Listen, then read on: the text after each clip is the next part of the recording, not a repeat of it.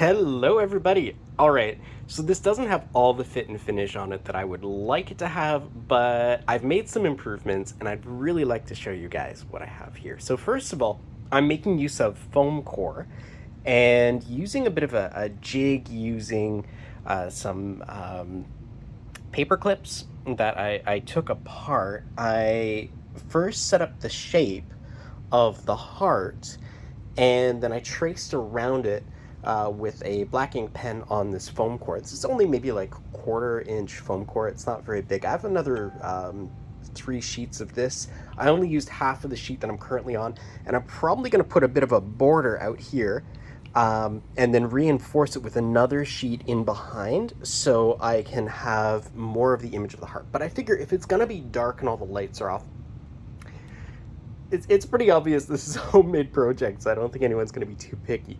But what else do I have going on here? So what I've done is I've angled it so that the electronics are pointing out the back, so I can actually put a sheet of white maybe in front to cover this over and maybe have like the same sort of cutout over the front to give this a better look.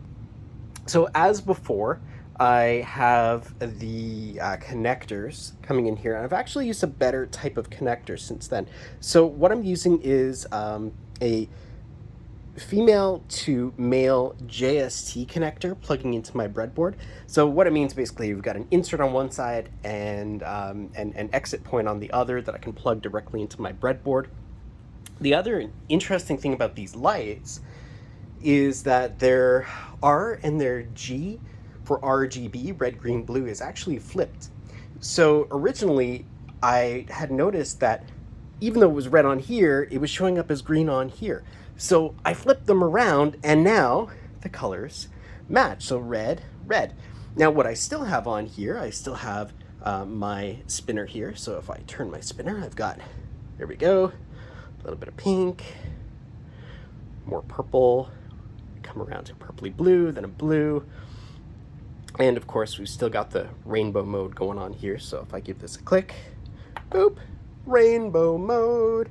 I actually think that's pretty decent for the fast job that it was. So this is probably going to go up in the window tonight. The nice part about changing out the connectors is now if it gets bonked a little bit, I'm not really too worried about it. It's not going to bump into alligator clips and cause things to fall apart like it did before. So yeah, that works too.